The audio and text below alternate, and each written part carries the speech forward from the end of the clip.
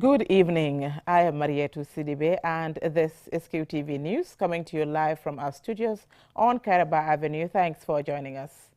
And now, here are the main local news headlines. The High Court of the Gambia on Friday ruled that the Birkama returning officer of the Independent Electoral Commission acted in accordance with the law in rejecting Mamadou Sabali's nomination as a UDP candidate for the upcoming National Assembly election. The Independent Electoral Commission, IEC, on Thursday announced that it has conducted an assessment of the situation in Foni and has concluded that the situation is conducive enough to conduct the National Assembly elections in the region. The NAMA Support Project, NSP, and implementation partners on Thursday concluded a two-day retreat where they discussed plans to upscale the current NSP of 10.5 megawatt solar PV to 10 megawatts for rural electrification. In sports news, Gambia Beach volleyball team returned to a heroic welcome after their triumphant performance in Ghana, winning gold and qualifying to the Birmingham Commonwealth Games 2022. Those were our main headlines. Now the news in detail.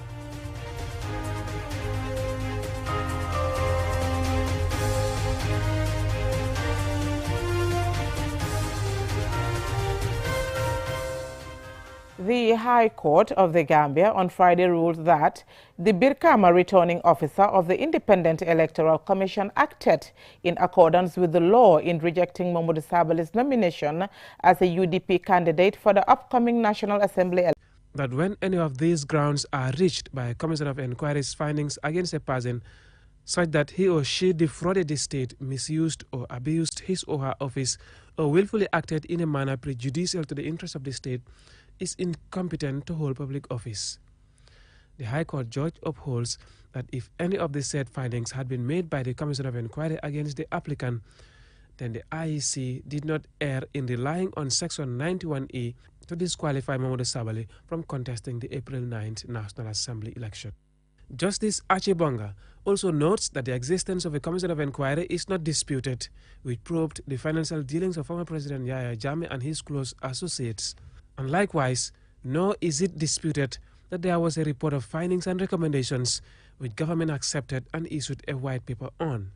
These facts are relevant to the court's decision. Justice Achibonga reads out an extract of the Commission's report and recommendation to arrive at a decision as to whether there are sufficient grounds for the IEC to rely on to reject Mr. Sabali's nomination. The judge cited the adverse findings and recommendations made by the Janet Commission of Inquiry against Mamadou Sabali and Jogo Elba, which is in relation to their facilitation of withdrawals of $100,000 and $1 million from the accounts of the National Youth Development Fund and the International Gateway, respectively, for ex-President Yahya Jammeh. The Commission had recommended that the funds be refunded by the said individuals and be banned from serving public office or any state-owned enterprise for 10 years. As such, the judge rules that the Birkama returning officer of the IEC acted within his powers, and his decision to reject Mamadou Sabali's nomination is lawful. The application for the High Court to quash the IEC decision is therefore dismissed for lack of merit. As to whether the findings of the Commission are right or not, the judge says it is not for this court to determine, as the court lacks the jurisdiction to do so. He also stresses that there is no evidence before him that shows that the findings of the Commission have been set aside or that its enforcement has been suspended by any court. Here is Mamadou Sabali speaking to the press after the court's ruling, calling his supporter to be calm and peaceful. First, I want to thank all of you for consistently and persistently making your resources and your times available to cover this very important case that is testing the very fabric of our democracy. And second, I want to urge all my supporters to remain calm and disperse peacefully and not to create any problems. The judge has decided his case based on the facts before him, and I, Mamadou Sabali, I respect his decision, and I urge all my supporters to respect his decision. Avoid discouraging the public from fully participating in a democratic dispensation, especially in such instances of public interest. Mahmoud Lamin Choi, QTV News. The Independent Electoral Commission, IEC, on Thursday announced that it has conducted an assessment of the situation in Fonyi and has concluded that the situation is conducive enough to conduct the National Assembly elections on April 9, 2022. Omar P. Jallo spoke to the Director of Training and Communications, Pamakan Khan, and this is his report. The announcement came following public concerns over the recent unrest in some communities along the border with Casamas, after clashes between Senegalese soldiers and the MFDC separatists. The conflict has displaced about 10,000 people who flee their homes. The Director of Training and Communications at IEC, Pamakan Khan, said officials of the IEC, together with the Gambia Armed Forces and the Gambia Police Force, have assessed the situation in Fonyi and are confident that it is safe to go ahead with the election. So they met with various stakeholders, including the candidates and also the local authorities, and also some of the villages in some of those villages. And it was confirmed that the place is conducive enough to conduct elections. As we know from the various media reports that some of those settlements, people have moved away from them. But as at the time the team arrived for that assessment mission, we learned that most of those people are coming back to their various villages. So based on this fact, it was confirmed that the place could be conducive enough to conduct elections. However, notwithstanding, the Commission will continue to monitor the situation to make sure that if it remains so, it remains calm and peaceful, then elections will be definitely conducted. But what about if the conflict escalates again? As we edge closer to the election, this is what Mr. Khan said. Yes, very well. We hope this situation continues to be calm and to be peaceful as well. But however, if this doesn't happen, I'm sure the Commission will take the relevant steps in that regard. Maybe even if it needs to move polling stations from those places, this would be done. However, this would be a matter for the Commission to decide. So, but we only hope that the environment will remain calm and peaceful. Pursuant to Section 54 of the Election Act, the IEC today received the nomination papers of Mr. Lamin Marong, the candidate for the Gambia for All Party at the IEC regional office in Mansakonko. This follows the demise of Lamin Jai, the nominated GFA candidate for the Kiang West constituency. The IEC has also commenced 3 days training for its polling staff in all administrative areas from the 1st to the 3rd April 2022. Reporting for QTV News, I am Omar P. Jallo. The NAMA Support Project, NSP, and implementation partners on Thursday concluded a 2-day retreat where they discussed plans to upscale the current NSP of 10.5 megawatt solar PV to 30 megawatts as part of the NSP rural electrification with renewable energy in the Gambia. Omar P. Jallo reports. The aim of the NSP is to support the Gambia government meets its nationally determined contribution targets regarding the reduction of greenhouse gas emission by 47% in 2030 by grid connection renewable energy through an independent power producer, which will supply electricity in the North Bank and the Upper River region's electricity grids. UNDP and UNCDF are the national support organization to the projects, providing legal, technical, and financial support. Lamin S. Jame, the NAMA project manager, said the key outputs of the NSP are direct reduction of greenhouse gas emissions, improving the capacity of NAWEC staff, improving the quality of life of the beneficiary communities, including poverty reduction. Sometime in 2016-2017, the Ministry of Environment and UNDP co-applied for a project under the NAMA facility, which is a facility at Bonn, Germany. And they requested for funding for them to implement a renewable energy project that will reduce emission reduction in the energy sector so that we can meet our nationally determined contribution, which is a commitment that all the countries used to make to determine how much of emission are they going to reduce by a specific timeline. Alhaji Manjang, the Deputy Permanent Secretary, Ministry of Environment, said the Gambia commits to a 47% reduction in overall emission by 2030, which the NAMA project will help in achieving the NDC target within its first cycle. At the global level, we have a commitment under the Climate Change Convention to promote renewable energy. And we have clearly articulated these clear targets in our nationally determined contribution as to what we seek to achieve for the next 25 to 50 years in the sustainable energy sector. Bakari L.M. Kante, NAWEX Group Projects and Planning Director, believe the successful implementation of the NAMA project will complement NAWEX efforts in providing reliable and affordable renewable energy supply in the targeted regions. The gains will be multifaceted. For NAWEC, our operational cost is when we are using fossil fuel, and of course reliability, because the engine breakdowns, the engines are moving parts, unlike the solar installation, which is not a moving part. So the dynamics are going to change. Of course, it's going to add up to already what we have, which means we'll have increased capacity. The environmental impact, why you seeing, of course, the Ministry of Environment being so much interested, because the carbon emission is going to be reduced significantly by introduction of renewable into our energy mix. So definitely there are a lot of gains that we expect when such a project comes into being and is operating. This retreat will be followed by a negotiation and agreement signing between NAWEC and an independent power producer. The IPP will transfer the solar PV facilities to NAWEC after 20 years of implementation. The key national implementing partners are the Ministry of Environment, the Ministry of Petroleum and Energy, NAWEC, PURA, National Environment Agency, GAIPA, the Ministry of Lands and Regional Governance, the Ministry of Finance and the Ministry of Justice. Reporting for QTV News, I am Omar P. Jallo. We will now go for a commercial break. When we return, we have more local news stories. Do stay tuned. Your favorite QCell service has gotten bigger. eFunkanta.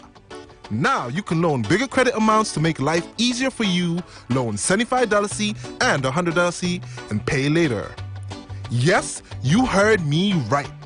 Get credit loan from $10 to $100 using eFunkanta by dialing *393#. Anytime you run out of credit, whether you want to buy Q-Power, browse the internet, make urgent calls, or send SMS, eFunkanta is the service for you. Dial *393# and choose the loan amount of your choice with no hassle. For more information, call our customer care on 111. QCell, Sunyabus, the pioneers of mobile loan service in the Gambia. We innovate, others follow. Terms and conditions apply. It's happy time. Get 50% off all calls to any network. Enjoy calls every day to any network from 6 a.m. to 10 a.m. Is it too good to be true? QCell. We innovate, others follow.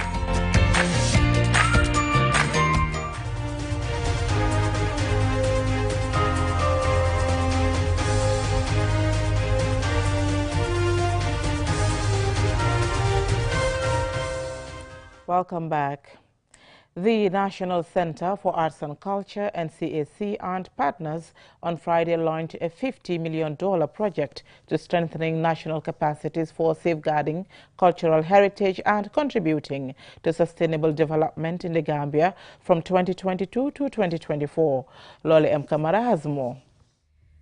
The two-year project is funded by France through UNESCO Intangible Cultural Heritage at a tone of $50,950,000.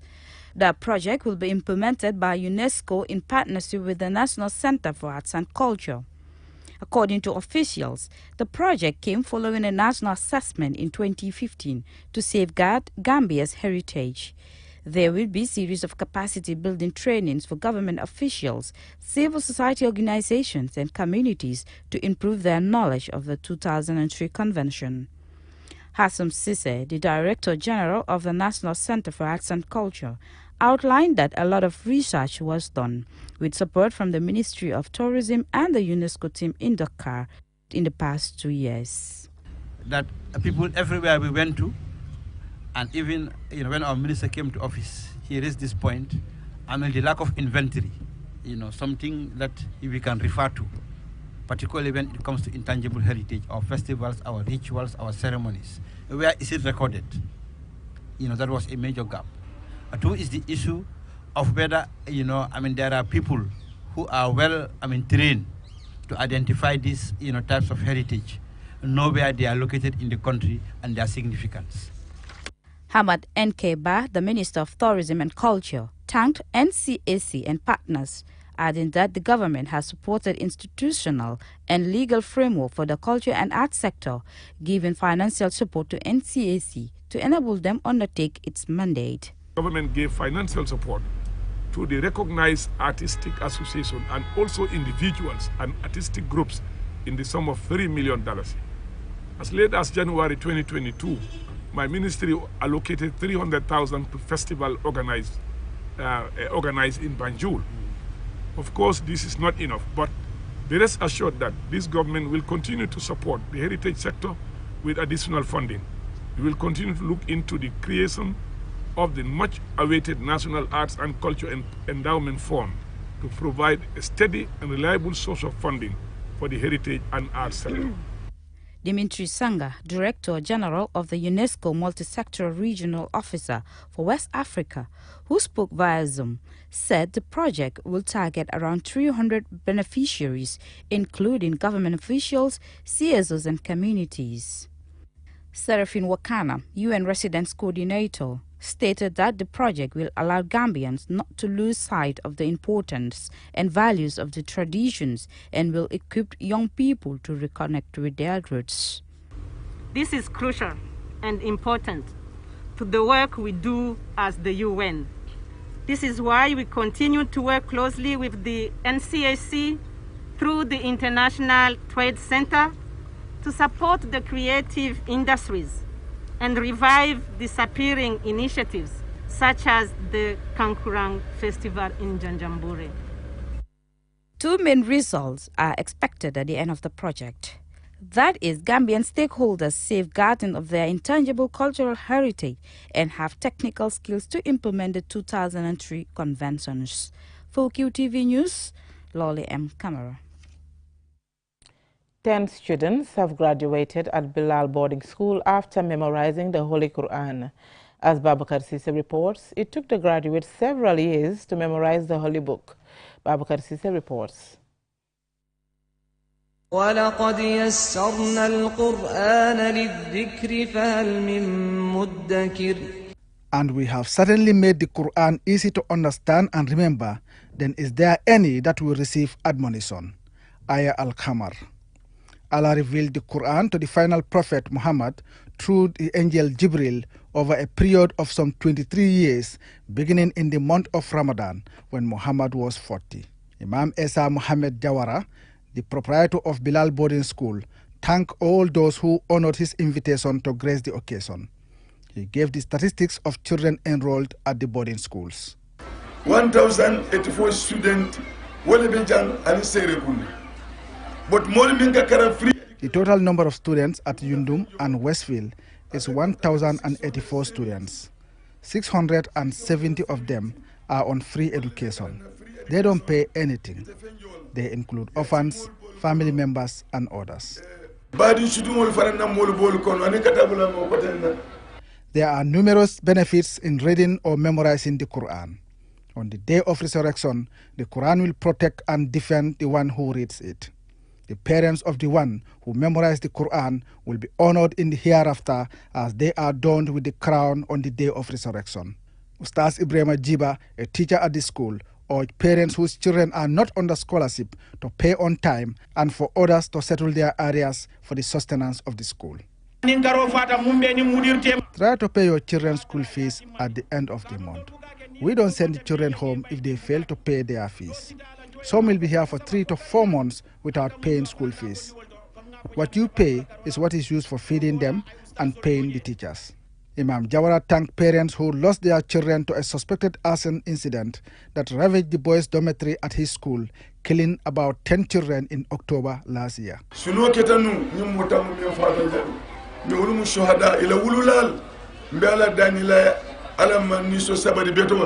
Those parents, he says, have not lost hope in Allah and continue to enroll their children in the school. He prayed for Allah's blessing for the departed souls to rest in the highest place in Jannah.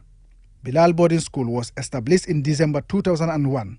Since then, 266 students memorized the Quran. including the 10 graduating students.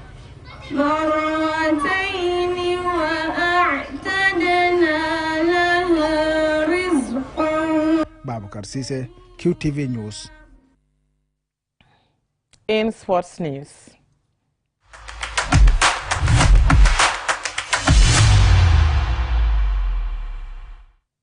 Gambia beach volleyball team returned to a heroic welcome after their triumphant performance in Ghana, winning gold and qualifying to the Birmingham Commonwealth Games 2022. Our sports reporter Mamadou Gajaga has the details.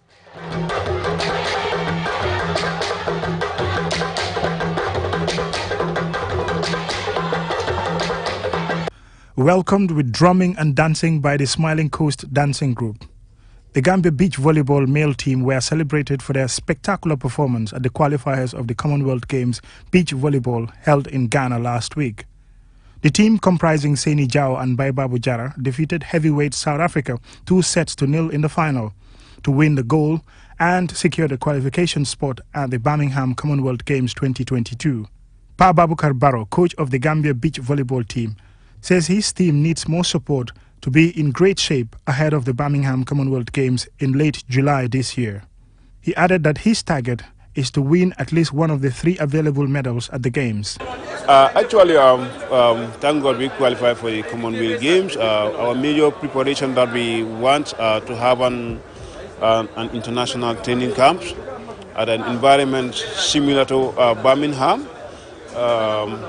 Perhaps that will also help us at least to use the weather condition of the area. Baidudu Jallow, president of the Gambia Volleyball Federation, called for the development of volleyball infrastructure, saying Gambia should have a standard indoor volleyball court to improve the performance of players and teams. We need really support because volleyball is doing extremely well. We have so much talents and pools in the country right now, both in the indoor and in beach volleyball. Right now what we need is support. We need a lot of support from the government. We need a lot of support in terms of finance. But from the government, more importantly, we need support for infrastructure. We need volleyball infrastructure in the country. Right now we should have an indoor court which is dedicated for the indoor sports, not only for volleyball but for other indoor sports too. That kind of facility will help our players and our game to get to the next level, at the international level. This is what we need. We need also a lot of financial support in terms of the competitions that we are organizing, but also in participating in as many competitions as possible outside of the Gambia. Winning the beach volleyball gold medal at the qualifiers for the Birmingham Commonwealth Games 2022 is another great achievement for the Gambia.